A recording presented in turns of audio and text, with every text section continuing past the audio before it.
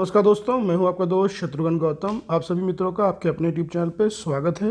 इस वीडियो में हम लोग बात करने वाले हैं यूपीएस के लिए टाइम टेबल, जो आपका 2 शिक्षक, 3 शिक्षक या आपके 4 से 5 शिक्षक के लिए हम लोग अलग अलग यहाँ पे टाइम टेबल आपके साथ शेयर करने वाले हैं।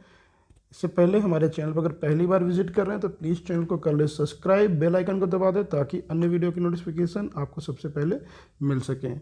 चलिए देख लेते हैं इस वीडियो में। तो सबसे पहले हम लोग शेयर करेंगे 2 शिक्षकों के लिए आधारित टाइम टेबल। तो यहाँ पे आपको समय बता दें, जो ग्रीष्मकालीन का समय होगा अब अगले सत्र से, यानी कि आपका 2021-22 के लिए, तो ये आपका टाइम 8 से 2 हो जाएगा। तो 8 से आपका 2 टाइम होगा, तो इसको आप थोड़ा सा ध्यान दीजिएगा। इसमें 8 से 1 पड़ा हुआ है, तो ये हमारा 8 से 2 हो जाएगा। और शीतकालीन का जो टाइम होगा वो 9 से 3 होगा। तो यहाँ पे दोनों टाइम लिखे हुए हैं, इसमें थोड़ा सा आप बनाइएगा तो थोड़ा सा ध्यान दीजिएगा, टाइम सही कर लीजिएगा। तो यहाँ पे आपकी कक्षा 6 सेपरेट चलेगी और 7 और 8 आपकी सम्मिलित चलेगी, क्योंकि आपके पास 2 शिक्षक रहेंगे। तो यहाँ पे 2 क्लासें हमारी कंबाइंड चलेंगी। चलिए देख लेते हैं कौन सा विषय किस टाइम में पढ़ाया जाएगा। तो कक्षा 6 में, यानी कि सबसे पहले तो आपकी सभी की जो प्रेयर असेंबली होगी वो आधे घंटे की होगी, जिसमें प्रार्थना, राष्ट्रगान, सामान्य ज्ञान, प्रेरक प्रसंग, व्यक्तिगत स्वच्छता, अवलोकन, पर्यावरण पर चर्चा, पीटी व योग रहेगा। ये आपका पर डे का रहेगा। इसके बाद फिर आपका जो पहला पीरियड होगा, पहला कालांश होगा, वो हिंदी का होगा कक्षा 6 में, जो T2 टीचर पढ़ाएगा।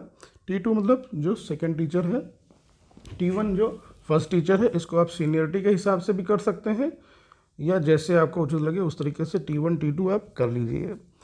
और उसके बाद गणित सेकेंड पीरियड में रहेगा कक्षा 6 का, ये T1 टीचर के पास रहेगा।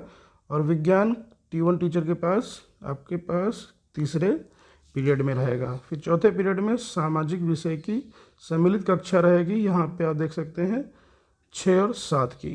तो ये सम्मिलित कक्षा 6 और 7 की रहेगी, थोड़ा सा ध्यान दें यहाँ पे। और उसके बाद फिर आपका रहेगा लंच। इसी तरीके से आपका 7 और 8 का प्रथम पीरियड में आपकी 7-8 की सम्मिलित कक्षा रहेगी, गणित की, हिंदी की सम्मिलित रहेगी, संस्कृत की सम्मिलित रहेगी, और यहाँ पे अंग्रेजी कक्षा 8 की रहेगी, क्योंकि यहाँ पे 6 और 7 की सम्मिलित कक्षा आपकी चौथे पीरियड में हो गई है। इसके बाद यहाँ भी लंच हो जाएगा। तो लंच के बाद हम लोग 5वें क्लास में आएंगे, यानी कि 5वें पीरियड में। तो 6 में आपका कृषि, गृह और शिल्प कला रहेगा। तो आपका 7 और 8 की विज्ञान की सम्मिलित क्लास होगी। उसके बाद आपका छठा पीरियड जो रहेगा वो संस्कृत का रहेगा कक्षा 6 का। 7-8 में कृषि, गृह, शिल्प कला की सम्मिलित कक्षा रहेगी। उसके बाद 7 और 6, यानी कि 6 और 7 की अंग्रेजी की कंबाइंड क्लास रहेगी। और कक्षा 8 में सामाजिक विज्ञान रहेगा। और अंत में हमारे पास शारीरिक शिक्षा, जो सभी अध्यापकों के लिए, सभी बच्चों के लिए रहेगा। तो ये आप 2 शिक्षक अगर हैं आपके स्कूल में जूनियर में, तो उसके लिए ये टाइम टेबल आप फॉलो कर सकते हैं।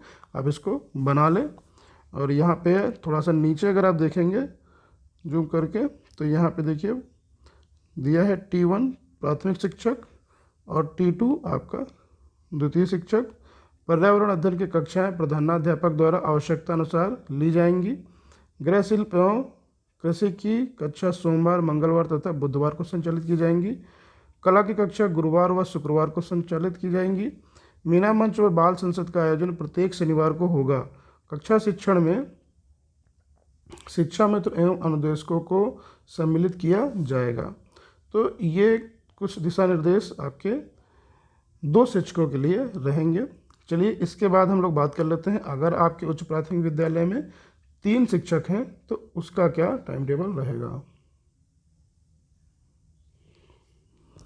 तो ये हमारा कक्षा 6, 7, 8 के उच्च प्राथमिक विद्यालय में अगर हमारे पास 3 अध्यापक हैं, तो उस पर आधारित ये समय सारणी हमारी रहेगी। तो इसमें देख लेते हैं, कक्षा 6 में आपका T1 गणित पढ़ाएगा, T2 हिंदी पढ़ाएगा, विज्ञान आपका फिर T1 पढ़ाएगा, सामाजिक विज्ञान T3 पढ़ाएगा। उसके बाद इनका लंच हो जाएगा। इसी तरह से कक्षा 7 में आप देख सकते हैं संस्कृत T2 पढ़ाएगा, अंग्रेजी T3 पढ़ाएगा, सामाजिक विषय T3 पढ़ाएगा, गणित T1 पढ़ाएगा। कक्षा 8 में आप देख सकते हैं अंग्रेजी T3, विज्ञान T1, संस्कृत T2 और हिंदी आपका T3। उसके बाद आपका लंच हो जाएगा। उसके बाद फिर आपका 5वां पीरियड, तो 5वां पीरियड में आपका कक्षा 6 में गृह एवं शिल्प रहेगा, कला रहेगा, 7 में विज्ञान रहेगा और 8 में सामाजिक विज्ञान रहेगा। उसके बाद 6ठे पीरियड में 6 में संस्कृत रहेगा, 7 में कृषि रहेगा, 8 में गणित रहेगा और 7वें पीरियड में अंग्रेजी कक्षा 6 में, 7 में हिंदी और 8 में कृषि। उसके बाद सभी बच्चों को शारीरिक शिक्षा के तहत क्लास दी जाएगी। तो ये तो हो गया आपके अगर उच्च प्राथमिक में 3 शिक्षक हैं। यदि इसके बाद और भी शिक्षक हैं, यदि 4 या 5 शिक्षक हैं तो उसके लिए भी टाइम टेबल दिया गया है, तो वो भी हम लोग चर्चा कर लेते हैं। अगले पेज पे हमारे पास 4 शिक्षकों पे आधारित टाइम टेबल है, वो देख लेते हैं। तो अब हम बात करेंगे उच्च प्राथमिक स्तर पर अगर आपके पास शिक्षक 4 हैं तो उसके आधारित समय सारणी इस प्रकार रहेगी, जिसमें आप देख सकते हैं कक्षा 6, 7, 8 के साथ साथ आपका यहाँ पे ध्यानाकर्षण सत्र भी इसमें चलेगा। तो यहाँ पे कक्षा 6 में हम लोग गणित देखेंगे जिसको T1 पढ़ाएगा, सामाजिक विज्ञान कक्षा 7 में T3 पढ़ाएगा और कक्षा 8 में अंग्रेजी T4 पढ़ाएगा और आपका ध्यानाकर्षण T2 पढ़ाएगा। ध्यानाकर्षण की क्लास यानी कि जो रिमीडियल टीचिंग की क्लास होगी वो एक टीचर को दे दी जाएगी, बाकी टाइम टेबल आपका वही रहेगा 3 वाला, लेकिन फिर भी इसको आप देख लें। फिर दूसरा पीरियड कक्षा 6 में हिंदी का रहेगा, 7 में अंग्रेजी का रहेगा, 8 में सामाजिक विज्ञान का रहेगा और आपका ध्यानाकर्षण इसमें T1 पढ़ाएगा। फिर तीसरे पीरियड में कक्षा 6 में विज्ञान रहेगा, 7 में गणित रहेगा, 8 में संस्कृत रहेगा और T4 आपका ध्यानाकर्षण क्लास कराएगा। चौथे पीरियड में कक्षा 6 में सामाजिक विषय, 7 में संस्कृत, 8 में हिंदी और ध्यानाकर्षण में T1 टीचर पढ़ाएगा। इसके बाद सामूहिक लंच हो जाएगा। इसके बाद 5वें पीरियड में देखेंगे कक्षा 6 में कृषि होगा, 7 में विज्ञान तो 8 में गणित और आपका T2 आपकी ध्यानाकर्षण यानी रिमीडियल क्लास लेगा। उसके बाद 6ठे पीरियड में कक्षा 6 में संस्कृत, 7 में कृषि, 8 में विज्ञान और आपका T3 रिमीडियल क्लास कराएगा। इसके बाद 7वें पीरियड में कक्षा 6 में इंग्लिश, 7 में हिंदी, 8 में कृषि और आपका T3 रिमीडियल क्लास लेगा। उसके बाद सभी बच्चों की शारीरिक शिक्षा होगी जो कि T4 लेगा। तो ये आपका 4 शिक्षक अगर आपके विद्यालय में है तो उसके लिए ये टाइम टेबल रहेगा। अब हम लोग इसके बाद बात करते हैं अगर आपके विद्यालय में 5 शिक्षक हैं, हो सकता है कहीं कहीं पे 2 अनुदेशक और 3 शिक्षक या 4 शिक्षक हो सकते हैं, तो इस तरीके से आपके पास स्टाफ में 4 से 5 लोग भी हो सकते हैं। तो 5 शिक्षक के लिए आधारित समय सारणी हम लोग देख लेते हैं। हम लोग बात करने वाला है उच्च प्राथमिक स्तर पर अगर आपके विद्यालय में 5 शिक्षक हैं तो उसके लिए यहाँ पे ये समय सारणी शेयर की जा रही है। तो इसमें जो क्लासेस होंगी आपकी वही रहेंगी जो 4 शिक्षक के लिए थी, कक्षा 6, 7, 8 और उसके बाद आपके पास ध्यानाकर्षण सत्र रहेगा। तो यहाँ पे क्या है, ध्यानाकर्षण सत्र में आपको 2-2 टीचर लगा दिए गए हैं, T1 और T5 को, T1 T5 को, T4 T2 को, T1 T4 को यहाँ पे देखें रिमीडियल क्लास में लगाया गया है।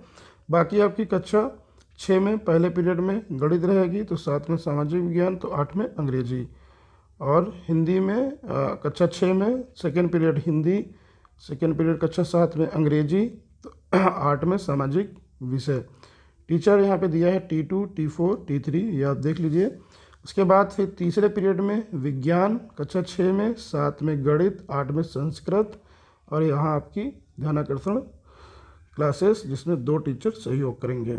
इसके बाद आपका चौथे पीरियड में 6 में सामाजिक विषय T3 पढ़ाएगा, कक्षा 7 में संस्कृत T5 पढ़ाएगा और कक्षा 8 में हिंदी T2 पढ़ाएगा। इसके बाद आपका लंच हो जाएगा। उसके बाद 5वें पीरियड में कक्षा 6 में कृषि और गृह विज्ञान, इसको आपका T1, T4 या T5 को भी पढ़ा सकता है। विज्ञान फिर T3, गणित आपका T1 और आपका T2 जो है ध्यानाकर्षण क्लास कराएगा। इसके बाद फिर आपका 6ठे पीरियड में देख सकते हैं कक्षा 6 के लिए संस्कृत रहेगा, 7 के लिए आपका कृषि रहेगा, 8 के लिए विज्ञान और T2 आपकी ध्यानाकर्षण क्लास कराएगा। 7वें पीरियड में कक्षा 6 में अंग्रेजी रहेगी, 7 में हिंदी रहेगी, 8 में कृषि रहेगी, T3 आपकी ध्यानाकर्षण क्लास लेगा और इसके बाद शारीरिक शिक्षा की क्लास T3 को दी जाएगी। इसके बाद यहाँ पे आपके पास देखिए कुछ विशेष दिया हुआ है। T1 प्रथम शिक्षक गणित कृषि, T2 द्वितीय शिक्षक हिंदी सामाजिक विज्ञान, तृतीय शिक्षक विज्ञान और सामाजिक विषय, चतुर्थ शिक्षक अंग्रेजी और गृहशिल्प, पंचम शिक्षक संस्कृत और कला। तो कुछ इस तरीके से आप सभी टीचर्स की जिम्मेदारी को डिवाइड करके ये टाइम टेबल अपना निर्मित कर सकते हैं। आवश्यकता अनुसार आप इसमें अपना बदलाव भी कर सकते हैं। शिक्षक की स्ट्रीम के अकॉर्डिंग, जो शिक्षक जो पढ़ाना चाहता है उसके अकॉर्डिंग बैठ के अच्छे से बात करके आप इसको अपने हिसाब से भी मैनेज कर सकते हैं।